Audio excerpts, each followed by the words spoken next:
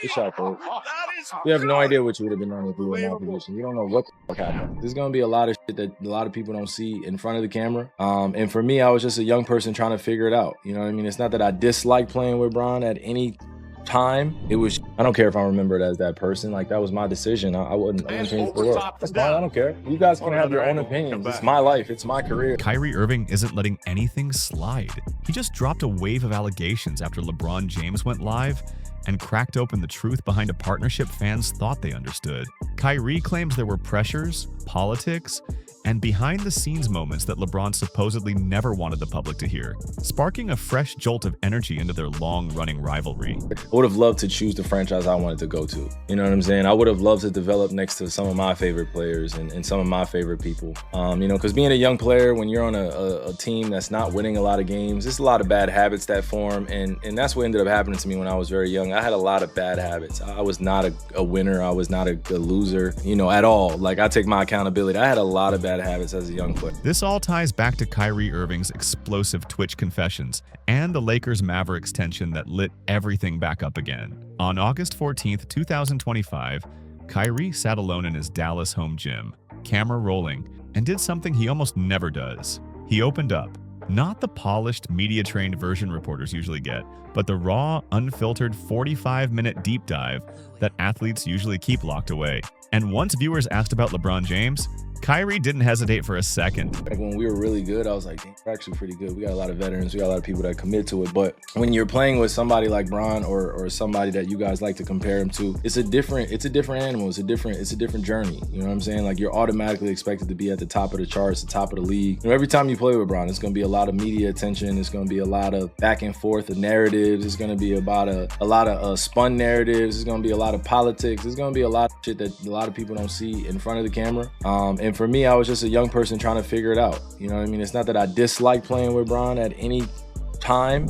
He leaned in and started revisiting Cleveland like someone who had been holding this story in his chest for years. The stream started light. Kyrie praised Luka Doncic's leadership, talked about his ACL recovery, and took fan questions. But around the 15-minute mark, a super chat came through with a question everyone secretly wanted answered. Do you miss playing with Bron? That one simple question unlocked nearly 10 minutes of the most honest reflection Kyrie has ever shared about his time beside the King. It's not that I didn't like playing with Bron, you guys, and you know I don't want to go into detail. Kyrie revealed that he had no idea LeBron was coming back to Cleveland in 2014. He said he wished he could have chosen his own path to grow as a player without instantly getting pulled into the massive spotlight that follows a four-time MVP. Overnight, Kyrie went from being the franchise cornerstone to being the co-star, from the face of the rebuild to the young guard learning under basketball royalty.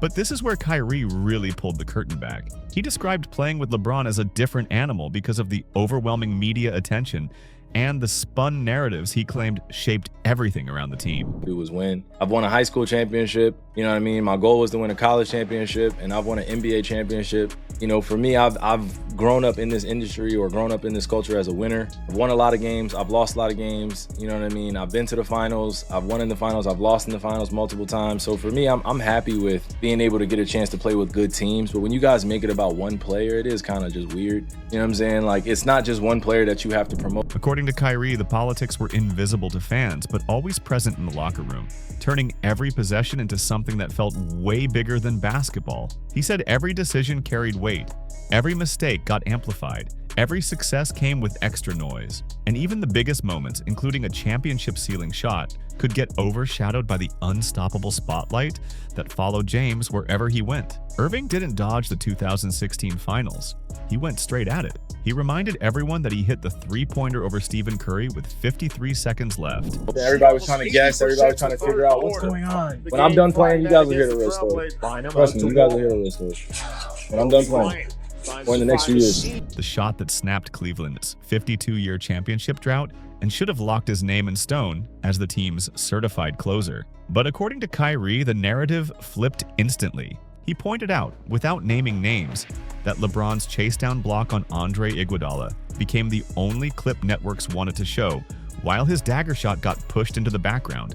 Kyrie claimed that moment was the first sign of how heavy the behind-the-scenes politics could get, and things only escalated after that championship run. He spoke on the rumors that Cleveland quietly explored trading him, even after they won everything together. Veteran reporter Rob Parker later said Kyrie learned LeBron allegedly wanted him moved for Chris Paul, and even though that claim was never proven, Kyrie explained how the whispers alone cracked the trust inside the franchise. I'm so mad at the same time that I am not his running mate anymore. He talked about meetings that felt scripted, coaches stuck between powerful forces, and a locker room where the pressure to win immediately made everything feel suffocating. Kyrie said, "It was my time to move on, and it didn't come across as spite. It sounded like someone choosing survival over chaos." When he requested that trade in 2017, it felt to him like he was being nudged out the door. But now he sees it as the moment he truly leveled up. Boston, Brooklyn, Dallas. Each stop taught him lessons Cleveland never could, each chapter shaping him into a different kind of leader. But the moment that froze the chat came at the end of this segment. Kyrie hinted that the full story hasn't been told yet. He didn't present it as messy gossip. He framed it as something deeper, a part of his journey he'll eventually reveal when the time is right. Still, the implication hit hard. There's more. A lot more. What happened, man? Because it just seemed like, 1 minute you're in the championship, you're in the finals, you're hugging LeBron, and then the next minute you want out. I wasn't going to allow anything else to get in the way of our team's success. Fast forward to November 28th, 2025. The Los Angeles Lakers hosted the Dallas Mavericks at Crypto.com Arena, setting the stage for tension that had been simmering for nearly a decade.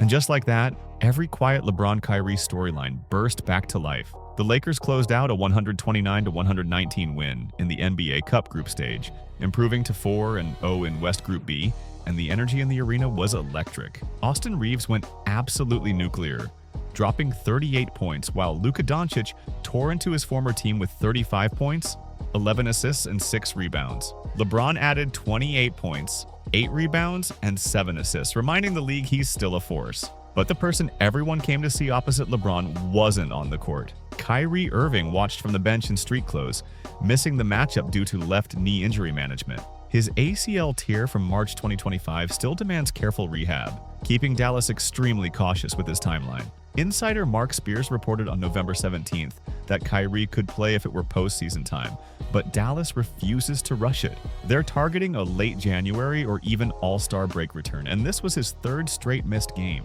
thinning the Mavericks' backcourt during a stretch already weakened by injuries to Dante Exum and Derek Lively. Then social media blew up. The hashtag LeBron-Kyrie beef surged with over 12,000 mentions, igniting every old clip and theory fans could find. Pre-game chatter resurfaced Kyrie's August Twitch reflections and LeBron's June 2024 podcast moment where he called Irving the most gifted player he had ever seen. But with Kyrie sidelined, reactions twisted fast. Some fans speculated his knee absence was a convenient way to avoid facing LeBron, stirring up all their past tension again. Others dug into their entire roller coaster history, turning the night into more drama than basketball. The game itself gave fans plenty to talk about. A Doncic to LeBron reverse alley-oop in the third quarter exploded online, hitting 50,000 views on X within minutes. A heated second quarter scuffle between Doncic and Mavericks guard Chris Dunn added fire to the atmosphere, and Anthony Davis received a massive standing ovation in his return to Los Angeles after the February trade that sent Doncic to the Lakers. After the game, LeBron reflected on the win and on how meaningful Davis's return felt. "All I care about is winning. I've done everything. Tonight was about the dub," he said, brushing off the drama with veteran confidence. And when someone asked specifically about Irving, LeBron kept it calm and respectful. "Kyrie's my brother. History's history. Respect, always. Miss those days sometimes," he added. Irving offered his own thoughts from the bench through an NBA TV remote interview, trying to keep things controlled even while social media spiraled. "Tough night without guys, but we competed. LA's depth won," he said, giving the standard injury update. Feeling better, staying smart, taking his time. And when it came to LeBron, Kyrie kept it respectful. "LeBron's the standard. Our Cleveland days are water under the bridge. Locked in on Dallas's run," he added. But the internet refused to let anything calm down. A viral clip supposedly showing LeBron joking with Kyrie during the game started spreading like wildfire, even though it was actually from a completely different matchup. That didn't stop it from pulling in over 381,000 views, and within hours, Kyrie went from simply sitting in street clothes to becoming meme material across every platform. The game ended, but the conversation exploded. The championship partnership that broke apart, and the years of tension that followed, all being dragged back into the spotlight again. The relationship between LeBron James and Kyrie Irving should have been remembered as one of basketball's great what-if stories. From 2014 to 2017, they reached 3 straight finals, delivered 1 iconic championship, and gave Cleveland some of the most electrifying basketball the city had ever seen. There were nights they combined for nearly 50 points, running pick and rolls so smooth fans called it poetry in motion. And yet by July 2017, Kyrie wanted out. Not slowly, not hesitantly, but urgently. When LeBron first returned to Cleveland in 2014, he pointed to Kyrie as a major reason for coming home, publicly saying, "I think I can help Kyrie Irving become one of the best point guards in our league." Irving was only 22 at the time, already an all-star, but now operating inside a super team structure with LeBron and newly acquired Kevin Love. That dynamic changed everything overnight. LeBron embraced the big brother role, openly talking about bringing Kyrie along, teaching him professionalism, guiding him through the demands of leading a franchise. The media loved that storyline, the mentor and the young star, hand in hand. Kyrie went along with it, but according to him, only to a point. The 2016 finals became the peak moment of their partnership, the historic comeback from down 3-1 against the powerhouse Golden State Warriors. Cleveland clawed back from the edge, delivering some of the most unforgettable moments in modern basketball history. Irving and James made history together when they became the first duo ever to each score 41 points in an NBA Finals game during their Game 5 win. Game 7 then delivered the 2 moments that defined an era, Kyrie's ice-cold dagger and LeBron's unforgettable chase-down block. Cleveland finally celebrated its first title in 52 years, but even in the middle of the parade, cracks were forming beneath the champagne and confetti.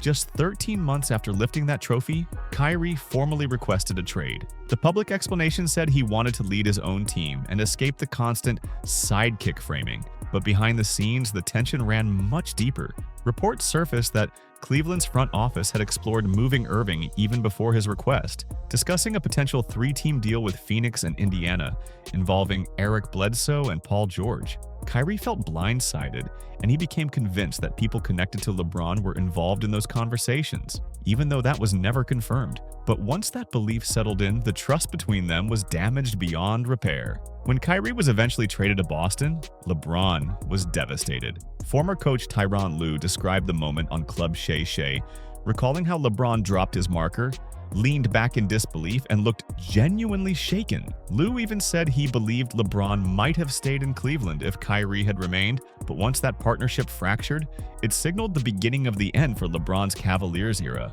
He left for Los Angeles the very next summer, closing the book on one of the most dynamic duos the league had seen. The years that followed brought subtle jabs, mixed messages, and plenty of media-fueled tension. Kyrie once liked a clip showing LeBron scolding the Cavaliers sideline during their 2018 struggles, which instantly sparked speculation. He unfollowed LeBron on Instagram after posting Snapchat footage with Meek Mill lyrics about loyalty, and fans interpreted it as a pointed message, even if Kyrie never confirmed it. Then a video emerged from Harrison Barnes' wedding, showing Kyrie laughing while Stephen Curry playfully mimicked LeBron's workout routine. That moment went viral instantly, and LeBron responded with an Instagram caption that read, "Bald head nut weighs why I hear him praying on my downfall." Fans dissected that line for weeks, seeing it as a not-so-subtle clapback. And then came one of the most infamous media moments of their partnership, the 2015 father figure press conference. A reporter asked 23-year-old Kyrie if 30-year-old LeBron acted like a paternal presence in the locker room,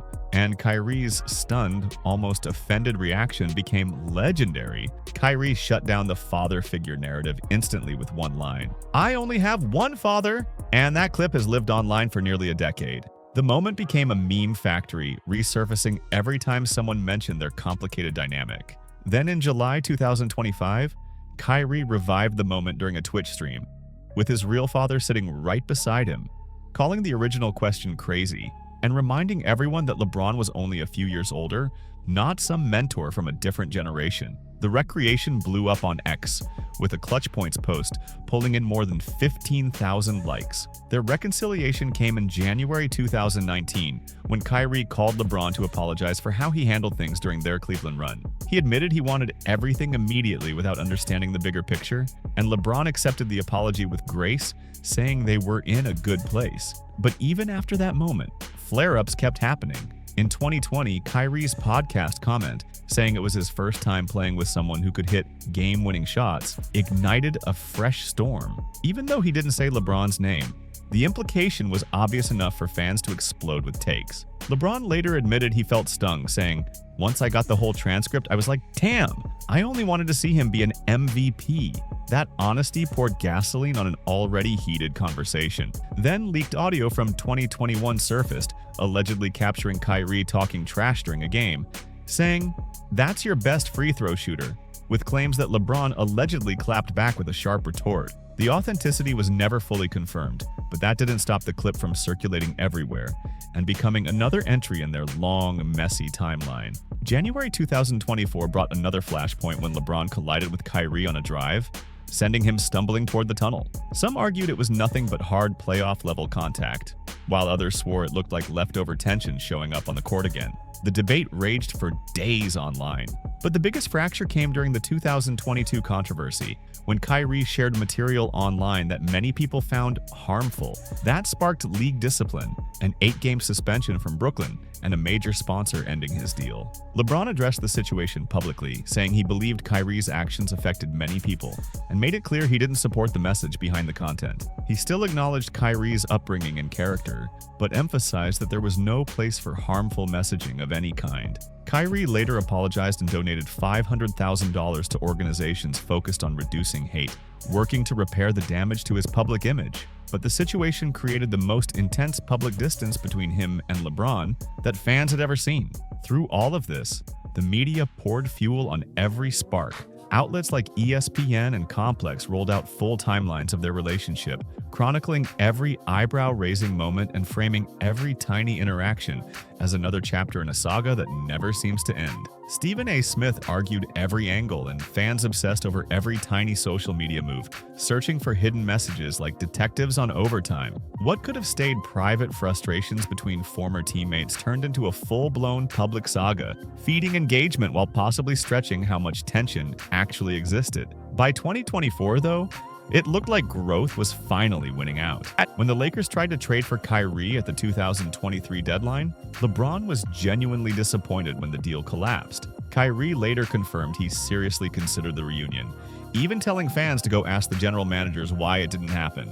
For a moment, the idea of them teaming up again felt real enough to shake the whole league. Then in June 2024, right before Kyrie's finals run with Dallas, LeBron appeared on Mind the Game and delivered some of the most heartfelt comments he had ever shared about Kyrie. It felt like he was clearing the air once and for all. LeBron has never held back when discussing Kyrie Irving. From the moment he returned to Cleveland in 2014, he positioned Kyrie at the center of his long-term vision for the team. He said, "I think I can help Kyrie Irving become one of the best point guards in our league." And he meant every word. He even called Kyrie the Wizard, amazed by the ball handling and scoring ability that seemed to break the laws of physics. There was nothing on a basketball floor Kyrie couldn't do, LeBron reflected after their championship. He once encouraged Kyrie's MVP dreams directly, telling him if he didn't chase that award, he'd be selling himself short. That wasn't just praise, it was belief. But when their partnership finally fractured after the 2017 trade, LeBron didn't hide the pain. He admitted he tried everything he could to help Kyrie grow into the leader he believed he could be. "I tried to do whatever I could to help the kid out," James said, revealing more vulnerability than fans were used to hearing from him. And when Kyrie's 2020 podcast comments implied doubt in LeBron's clutch ability, the hurt hit deep. LeBron later said, "Once I got the whole transcript, I was like, damn, I was hurt. I only wanted to see him be an MVP." That line stunned fans because it didn't sound like a superstar's ego. It sounded like someone genuinely disappointed. LeBron emphasized repeatedly that he always trusted Kyrie in pressure moments, which made the comments feel even heavier. And that's why the June 2024 Mind the Game podcast remains the most emotional entry in their entire timeline. LeBron spoke with a mix of pride and frustration when he talked about watching Kyrie dominate from afar.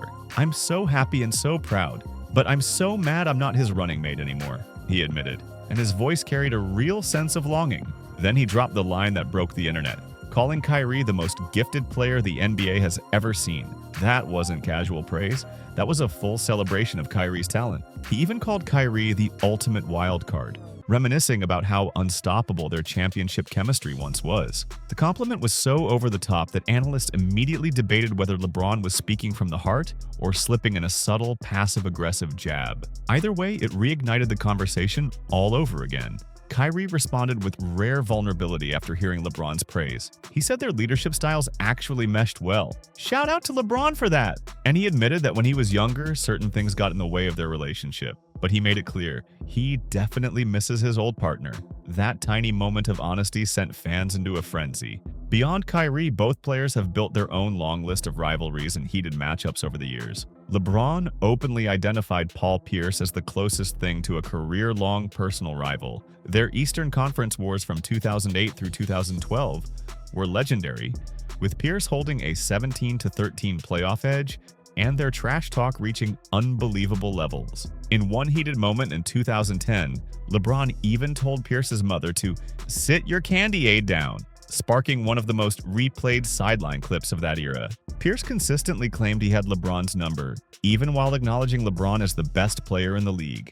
That rivalry fueled some of the most intense battles of the late 2000s and early 2000s. Then came the Cavaliers-Warriors rivalry, which defined an entire era of basketball. LeBron and Kyrie faced Stephen Curry's squad in 4 straight finals from 2015 to 2018, creating a run of matchups that felt almost mythological. Their 2016 comeback from a 3-1 deficit is still considered by many fans the greatest finals upset ever. Even Curry later acknowledged that LeBron versus Steph might be the greatest rivalry the NBA has ever seen.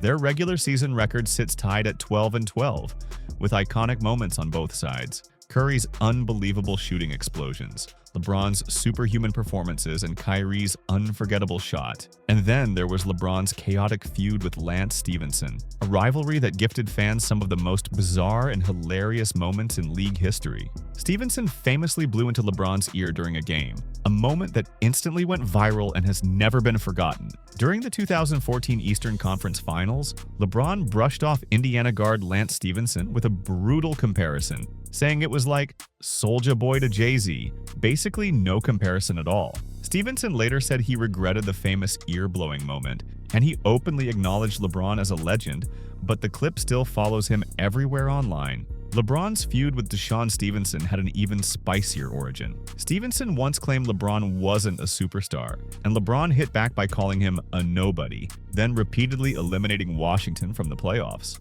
Even Cavaliers owner Dan Gilbert got scorched in LeBron's firestorm after writing that infamous letter calling LeBron a coward following the decision. Gilbert eventually apologized, admitting it was far from his brightest moment. Kyrie developed his own intense rivalries after leaving Cleveland. His relationship with Boston Celtics fans remains absolutely toxic after his messy 2019 exit, especially considering he once told the crowd he planned to re-sign before later leaving. During the 2024 Finals, Celtics fans booed him nonstop, and Kyrie admitted he nearly entered a physical altercation with Peyton Pritchard during a heated exchange, saying he almost bashed him, which instantly went viral. That crowd turned every possession into a war zone, and Kyrie fed off the hostility even as it pushed his composure to the limit. The Mavericks-Thunder rivalry has also turned deeply personal for Kyrie. Their fiery matchups in the 2024 and 2025 playoffs created genuine animosity, with regular season games loaded with tension and chippy energy. It's personal, healthy rivalry. We gotta protect ourselves, Kyrie said, making it clear he embraces the battle. Oklahoma City represents the new wave trying to take Dallas's spot at the top, and Kyrie has leaned into the conflict with full intensity. His Brooklyn era imploded partly due to friction with James Harden, creating yet another rivalry tied to his journey. Harden's sudden trade demand blindsided Kyrie, and he later admitted he was stunned. "Harden asking out shocked me. "We were about to win championships." Kyrie revealed in a 2025 Twitch stream that Brooklyn's super team collapsed long before it reached anything close to its potential, leaving him searching for stability once again. And even now, controversies still trail him wherever he goes. His exclusion from the NBA's 75th anniversary team resurfaced in January 2025, especially after leaked promo materials showed he was originally supposed to be included. Fans immediately linked that omission to his All-Star snub and his absence from the Olympic roster, interpreting it as lingering backlash from his 2021 to 2022 vaccine stance, a decision that cost him $15 million in fines and led to 38 missed games. Despite the drama, Kyrie was producing elite numbers: 49% from the field, 40% from three, 90% from the line, and averaging 24 points per game before his injury. Yet he still watched the All-Star announcement from home. His earlier controversy involving harmful film promotion had already cost him a major shoe partnership and resulted in an 8-game suspension, making his public image even more complicated. Then came his March 2025 ACL injury, which threw his entire contract future into chaos. With a massive $43.9 million player option for 2025 to 2026 on the table, ESPN's Tim McMahon reported that discussions between Kyrie's camp and the Mavericks even included the possibility of resting him for the entire season to ensure a complete return in 2026 to 2027. But Dallas publicly pushed back, insisting they had no interest in trading him, even with their rough 4-11 start without him. They still see him as critical to their championship window, and Kyrie has openly said he wants to stay in Dallas long-term. What's undeniable is that the LeBron-Kyrie saga refuses to fade into a clean ending. Their championship magic in 2016 will forever define them. Their shocking split will always fuel conversations about what could have been. And their matured respect for each other hints that maybe they've finally made peace with the turbulence of their past. Kyrie said it best during his August stream: "When he retires, the full story will finally come out. Until that day, fans will keep dissecting every interview, every post, every glance, every subtle moment between them in search of hidden meaning. Some rivalries stay on the hardwood, but this one clearly lives far beyond it." Thanks for watching. If you enjoyed this breakdown, make sure you like, subscribe, share, and drop a comment to tell us what you think. And see you on the next one.